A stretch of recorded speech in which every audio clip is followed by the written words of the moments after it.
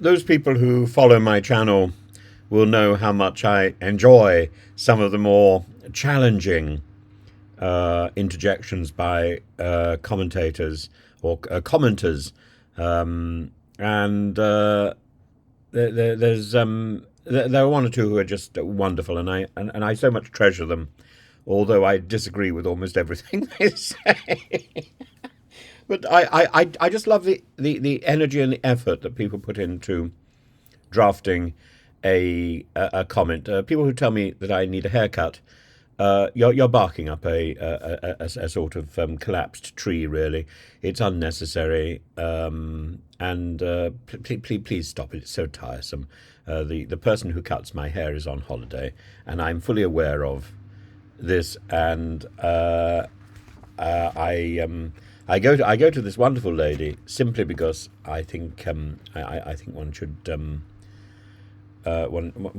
unless there's a good reason to change, you don't change, and also I think it's important to stay local.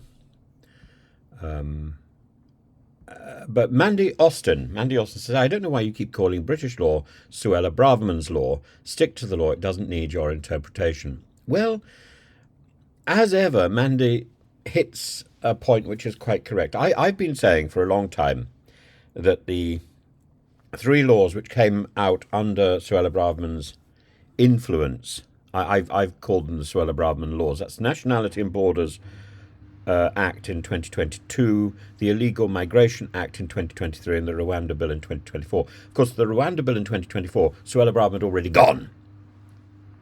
So that's not really hers, but it's very much under her influence. The Illegal Migration Act in 2023 was one of those acts. It wasn't possible to produce a 19(1)(b), or it was possible to produce a 19(1)(b) statement, which meant that it didn't necessarily merit the recognition that it was legal in Strasbourg under international law. And the Nationality and Borders Act 2022 got a 19(1)(a), which meant that it was questionable. The 2022 Act made illegal routes to the UK illegal, and it gave the Home Secretary a duty to remove the people who used those illegal powers. The 2023 Act declared Rwanda a safe country, and that was challenged by the Supreme Court. Now, the issue is, if the present Labour government is not proposing to send people to Rwanda, then it needs to get rid of this legislation that backs that up. And if it questions if it's prepared to recognise and effectively push through the asylum claims for those people who came to our shores after 2022 and were therefore denied the opportunity of claiming asylum, if the present Labour government is proposing to grant asylum, or at least to grant permission to apply for asylum to those people, which I believe it is, then it nullifies the Nationality and Borders Act of 2022. These three acts need to be repealed. We can't allow the mess of keeping acts on the statute book that are then ignored by the current government because it's politically expedient. But what I think Mandy does is to point out the absurdity of me referencing these three laws as being Suella Braverman's laws, because they aren't. The Rwanda Plan, which was formerly known as the UK-Rwanda Migration and Economic Development Partnership, was in fact proposed by the then Home Secretary Priti Patel. Suella Braverman was simply the lapdog who put that into practice when she got into power. Suella Braverman doesn't seem to have had an original idea in her head, but stood at the dispatch box screaming abuse to various countries, Albania and Pakistan particularly. And the origins of the Rwanda plan are traced back to the UK government's broader attempts to address illegal migration and asylum seeking, or what became illegal migration, particularly in response to the increasing number of migrants crossing the English Channel in small boats. Now, just to make it absolutely and abundantly clear, I'm not in favour of open borders. I don't think open borders work. I got 2 copies of the Open Borders book, which have been given to me by various people, and at least 2 copies, maybe 3.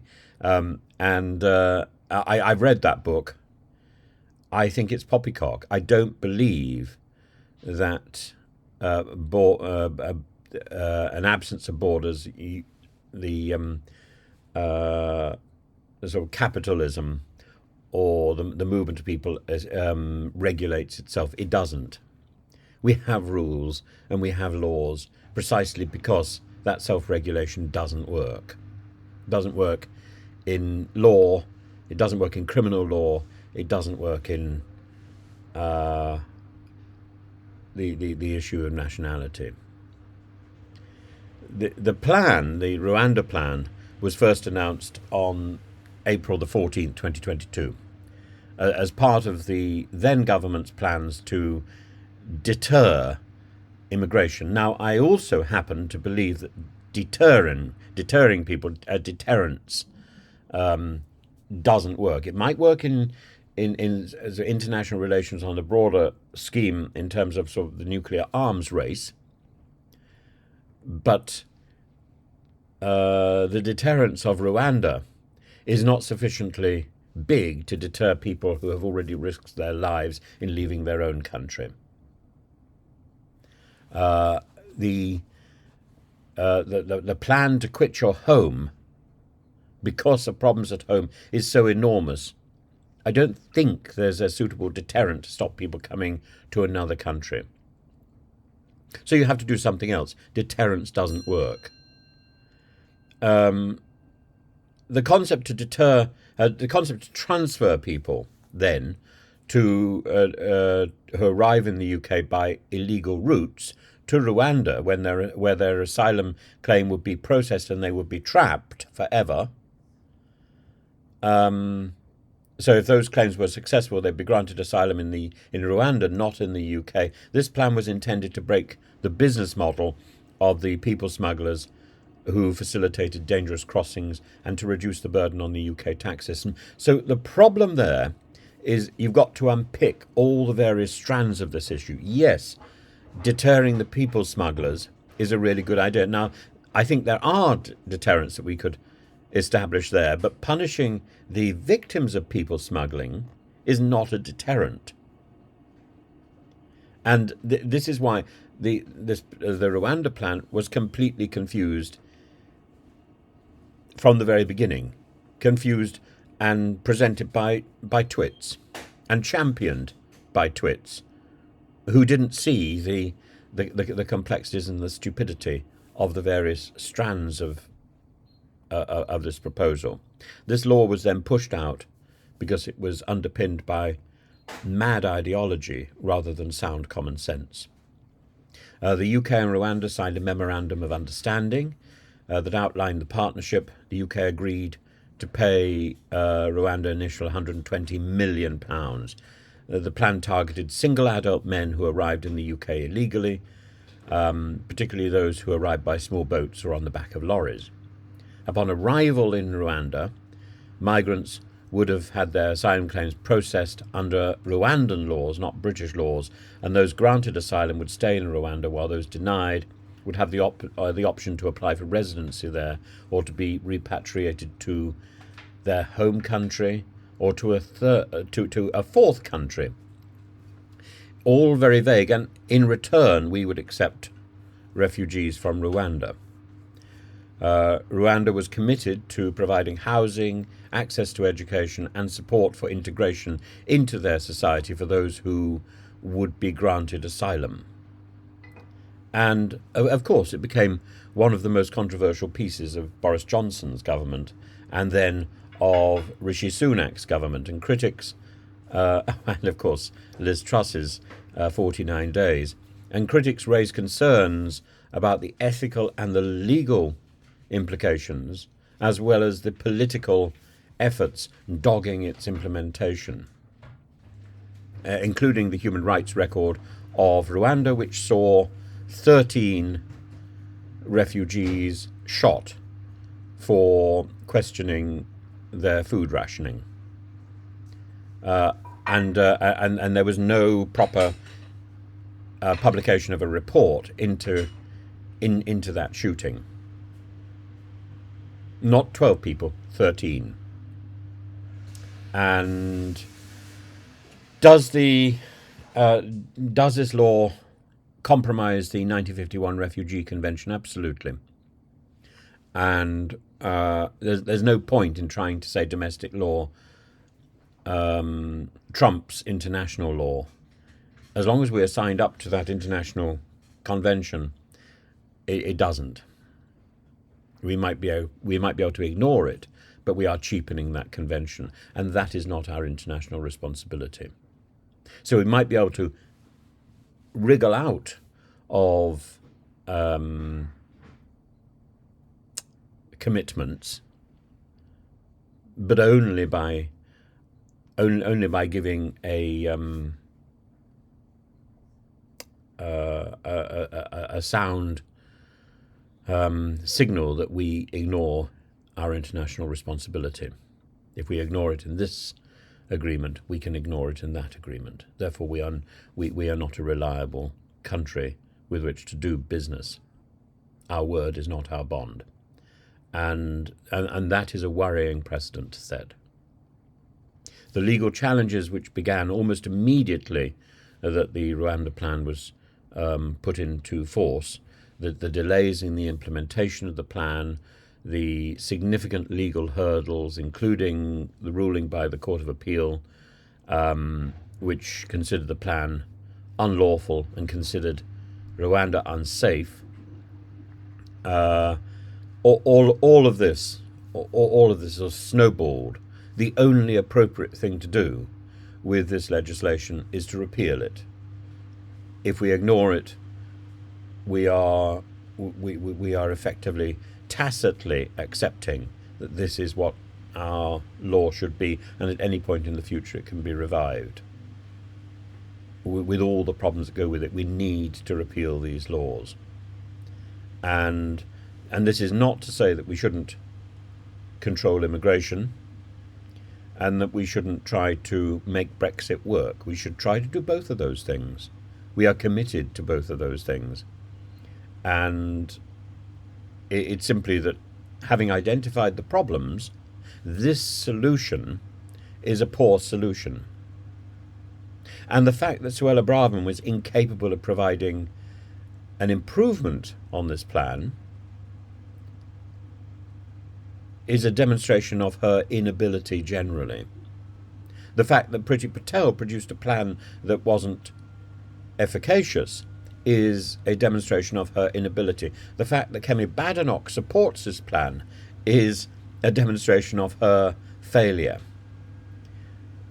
This plan and these three laws need to be repealed to demonstrate conclusively that they are wrong and that the present government is going to proceed against the spirit of these laws, even if it acknowledges that immigration needs to be controlled and that Brexit needs to be implemented in a way that will yield benefits.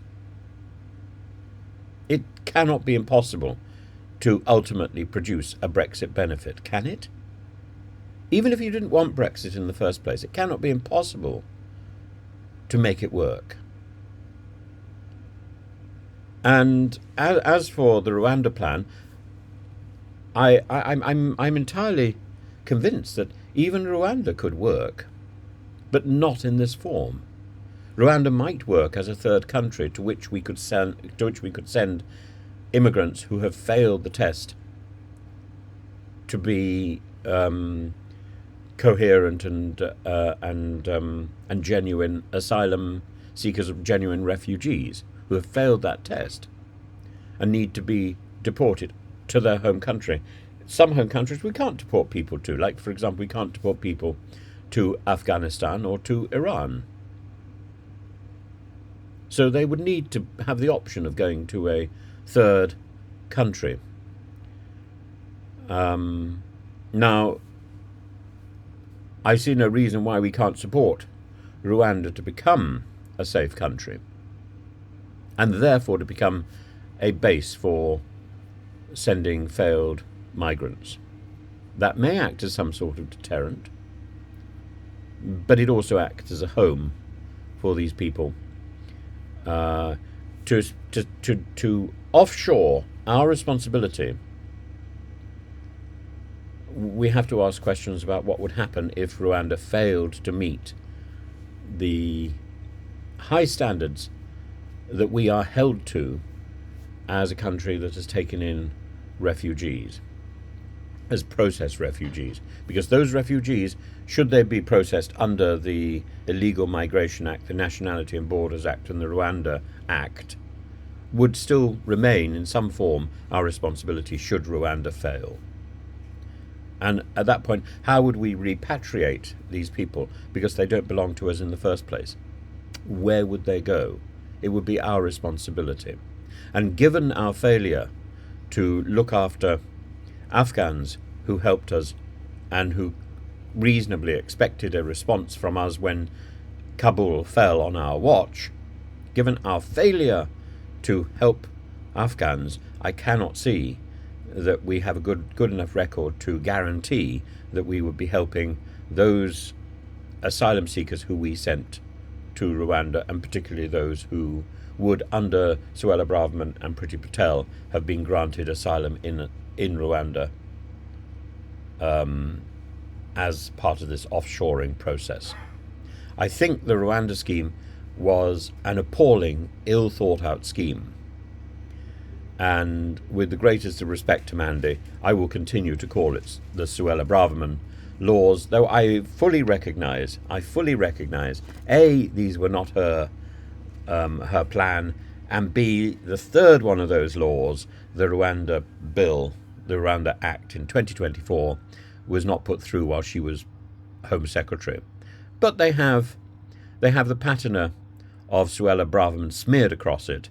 They are fully representative of her vigour and her expertise and her intellectual prowess. They are demonstrations of a lack of foresight, a lack of thinking, and a lack of legal and political understanding. Suella Braverman.